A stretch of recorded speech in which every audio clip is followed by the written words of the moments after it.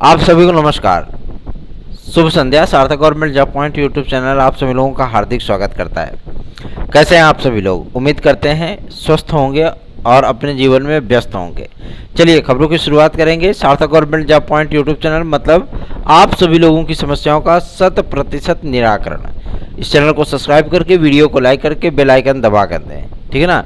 जब उसको दबाएंगे तो आपको नोटिफिकेशन मिलेगा जब भी हम वीडियो डालेंगे और आप उसे शेयर कर सकेंगे। जितने अधिक लोगों में शेयर करेंगे उतना ही आप सभी लोगों का ये चैनल मजबूत होगा, उतनी ही बेहतरीन हमारी रिपोर्टिंग होगी और उतना ही बेहतरीन ढंग से हम आगे भी कार्य कर पाएंगे। तो देर किस बात की है, सार्थक government job point YouTube channel को सब्सक्राइब करके वीडियो को लाइक जरूर कर लीजिए। चलिए अब करते हैं खबरों की शुरुआत। फटाफट आप सभी लोगों को सारी अपडेट दी जाएंगी। सर्वप्रथम अपडेट है आपके UPSSC को लेकर के। आपके सेंटरों का निर्धारण और एडमिट कार्ड वगैरह सारी चीज़ें अब क्लियर होने लगी हैं। वीडियो और एग्ज़ाम को लेकर के चूँकि अभी आप लोगों का काफ़ी समय है ना, 26-27 जून है तो काफ़ी समय है। तो चूँकि अब भाई 14-15 लाख विद्यार्थी भी हैं, है ना, तो एडमिट कार्ड तो सबका जारी होगा। ऐसा तो है नहीं कि मतलब फलाना के विद्यार्थी का नहीं जारी होगा, सबके एडमिट कार्ड जारी होने। तो इसमें जो पूरी उनकी OSD की टीम है, जो मतलब वहाँ पे क्लर्क वगैरह बैठते हैं, इसमें सिर्फ वही टाइपिंग ही चल रही है और अल्फ़ाबेट के अनुसार आप सभी लोगों को सेंटरों का निर्धारण किया जा रहा है।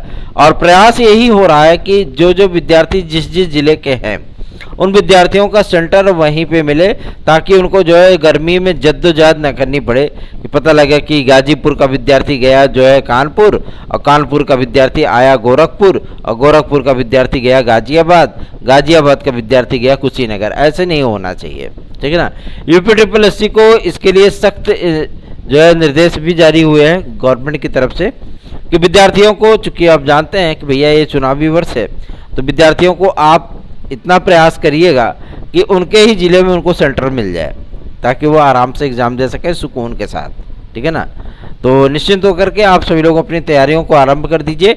यदि आप लोगों को TET CTET super TET TGT PGT LT GSC UP constable खंड शिक्षा अधिकारी UPSSC वीडियो और एग्जाम, वीडियो की नई वैकेंसी, लेखपाल भर्ती परीक्षा, मुख्य सेविका आदि के लिए आपको निश्चित सफलता प्राप्त करनी है तो आपको सार्थक government job point YouTube channel का नोट्स 9721411385 इस व्हाट्सएप नंबर पर अवश्य प्राप्त करना चाहिए। क्योंकि LT ग्रेड का सिलेबस चेंज हो चुका है, ठीक है ना। बदले हुए प्रारूप जो आप सभी लोगों को बताया जा रहा है, मैं बता देना चाहता हूं, हर विषय में कम से कम 3 से 4 पुस्तकों का जो है वो रद्दीकरण किया गया है, ठीक है ना। मतलब वो सिलेबस चेंज कर दिए गए हैं, ठीक। क्योंकि बहुत सारे विश्वविद्यालय ने, बहुत सारी संस्थाओं ने इस बात पर आपत्ति की थी कि जो भी सिलेबस तय होता है वो केवल इलाहाबाद यूनिवर्सिटी के आधार पे होता है ना। लखनऊ यूनिवर्सिटी ने, कानपुर यूनिवर्सिटी ने, रुहेलखंड यूनिवर्सिटी ने, है ना, तमाम विश्वविद्यालयों ने इस बात पर आपत्ति दर्ज कराई थी। डॉक्टर भीमराव अम्बेडकर जी की जो यूनिवर्सिटी है आगरा, है ना, उसमें उन्होंने भी क्या किया था, अपनी आपत्ति जो है आयोग के समकक्ष दर्ज कराई थी, शासन के समकक्ष। तो इस पे आप लोगों को मैं बता देना चाहता हूं कि 3 से 4 पुस्तकें, ठीक है ना, हर एक संस्थान से एक एक पुस्तक ली गई है। तो आप स्वयं समझ सकते हैं कि जो मतलब बंटाढार विद्यार्थियों को आना तय है। इसलिए बदले हुए प्रारूप के आधार पर आप सभी लोगों का स्टडी मटेरियल तैयार कराया गया है। और एक बात मैं आप लोगों को बता दूं, जिन विद्यार्थियों ने TGT का मैटर लिया है वो LT ग्रेड में काम नहीं करेगा, बिल्कुल भी नहीं करेगा। इसलिए आपको LT ग्रेड का नया मैटर लेना ही पड़ेगा, ठीक है ना, अगर आप LT ग्रेड की तैयारी कर रहे हो तो। बदला दूसरा ये कि जो विद्यार्थी GIC की तैयारी कर रहे हैं, जो 50% से कम थे, वो विद्यार्थी सोचते थे कि पता नहीं हम फॉर्म भर पाएंगे कि नहीं भर पाएंगे। मैं आप लोगों को बोलना चाहता हूँ, गारंटीड आप सभी लोग फॉर्म भर पाएंगे। इसलिए आप लोग अपनी तैयारियों को स्टार्ट कर दीजिए। एक विद्यार्थी ने हमसे पूछा था, मतलब लगभग ग्रुप का ही मैसेज था, लगभग 17 लोग हैं उसमें, कि इसमें लगभग 2-2.5 लाख विद्यार्थी हैं BSc बायोटेक के, है ना। BSc बायोटेक के लिए 2-2.5 लाख विद्यार्थी हैं। तो 2-2.5 लाख विद्यार्थी यदि लाभान्वित होते हैं, जैसे समाजशास्त्र शिक्षा शास्त्र के विद्यार्थियों को लाभान्वित किया गया, जैसे 50% के विद्यार्थियों को लाभ पहुंचाया गया, तो इस चैनल को क्या प्रॉफिट हुआ, क्या प्रॉफिट हुआ बताइए। क्या हमारे इस मतलब प्रयास से अगर आपको 50% वाले विद्यार्थियों को लाभ हुआ कि आपको इतना बड़ा जो है सदमे से आपकी मुक्ति हो गई कि आप लोग आराम से उसको फॉर्म भर सकते हैं, एग्ज़ाम दे सकते हैं, समाजशास्त्र शिक्षा शास्त्र वालों को इतनी बिग अपॉर्चुनिटीज मिली, क्या लाभ हुआ उसका। ऐसे ही बीएससी बायोटेक भी है, लेकिन इसके लिए निश्चिंत रहें, हम लोगों ने शासन को इसके संबंध में ज्ञापन आदि प्रस्तुत किए हैं और आज अपर सचिव राजकीय को भी ये ज्ञापन प्रस्तुत किया गया और उन्होंने इस मुद्दे पर स्पष्ट कहा है कि इसके संबंध में उच्चाधिकारियों से बातचीत की जाएगी। ठीक है ना।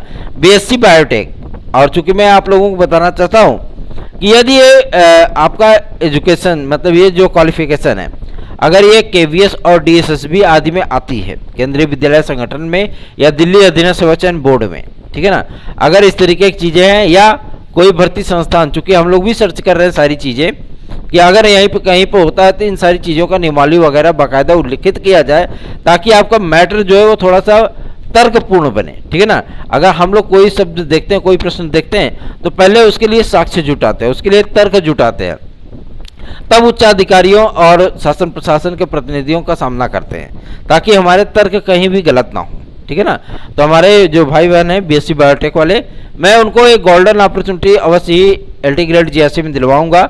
आप लोग निश्चिंत होकर के इस चैनल को अधिक से अधिक लोगों में शेयर कर दीजिए, जो भी आप लोगों का ग्रुप है। ठीक है ना। जितने भी लोग बीएससी बायोटेक हैं, अगर वो चाहते हैं कि उनको एलटी ग्रेड जीएससी प्रवक्ता में मौका मिले तो वो विद्यार्थी जो है इसको, इस चैनल को अधिक से अधिक लोगों में शेयर करना शुरू कर दें। ठीक है ना। चलिए आगे बढ़ते हैं। अब बात करते हैं आपके कि एलटी ग्रेड जीएससी प्रवक्ता का विज्ञापन कब तक आएगा। सूचना मिल चुकी है कि एलटी ग्रेड जीएससी प्रवक्ता का विज्ञापन आपका 22 तारीख से लेकर के 28 तारीख के बीच में जारी कर दिया जाएगा। मतलब 22 मई से लेकर के 28 मई के बीच में एलटी ग्रेड और जीएससी प्रवक्ता का यह विज्ञापन बेहद महत्वपूर्ण होने वाला है, क्योंकि 11,790 पदों पर आपकी एलटी ग्रेड और 28,090 पदों पर आपकी जीएससी प्रवक्ता है। ये दो बड़े विज्ञापन आप लोगों को देखने के लिए मिलने वाले हैं। ठीक है ना। अब बात करते हैं आपके आरओ को लेकर के। तो आरओ की जो वैकेंसी है आपको मई में ही देखने के लिए मिलेगी। ठीक है ना।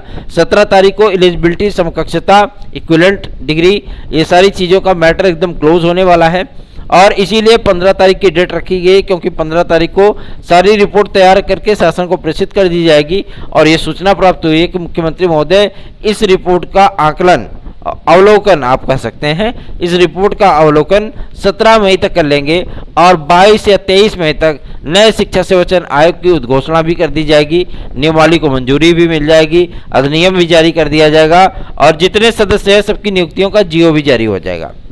ठीक है ना।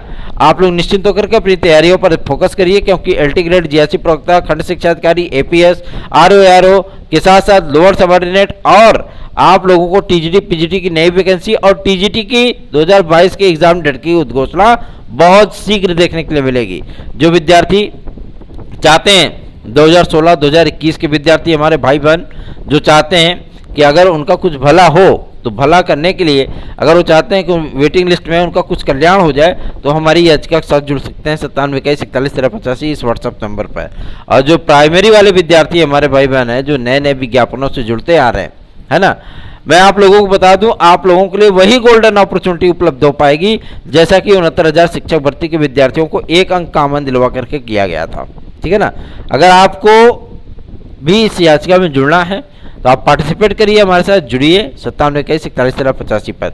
आगे बढ़ते हैं। अब बात करते हैं आप सभी लोगों के सबसे महत्वपूर्ण मुद्दे पर, जो कि संबंधित है आपके यूपी कांस्टेबल के नए विज्ञापन को लेकर के। यूपी कांस्टेबल के नए विज्ञापन के सिलसिले में चूंकि गृह विभाग किसके पास है, मुख्यमंत्री महोदय के पास है। आज कानून व्यवस्था आदि को लेकर के, चूंकि आप जानते हैं कि 13 तारीख को निकाय चुनाव की काउंटिंग है। ठीक है ना। तो सारी चीज़ों का अवलोकन किया जाएगा और आप लोगों को 30,000 पदों पर होमगार्डों की भर्ती के साथ साथ यूपी कांस्टेबल की नई 30,000 वैकेंसी आप लोगों को बहुत जल्दी देखने के लिए मिलने वाली है। क्योंकि यह प्रक्रिया इसलिए रुकी हुई है क्योंकि आपके चेयरपर्सन वहाँ के मौजूद नहीं है पुलिस प्रोन्नति बोर्ड के, और सूचना प्राप्त हो रही है कि सरकार ने उस नाम पर भी विचार कर लिया है जो कि वहाँ के चेयरमैन बनेंगे। ठीक है ना। अब चूंकि नियुक्ति का आदेश नहीं जारी किया जा सकता, नहीं तो विपक्षी पार्टियां कहेंगे भैया चुनावी आचार संहिता का उल्लंघन कर दिया, पता लगा योगी महाराज पे फिर से जो है अवमानना की कार्रवाई हो जाएगी कि आपने आखिर चुनावी आचार संहिता का उल्लंघन कैसे किया।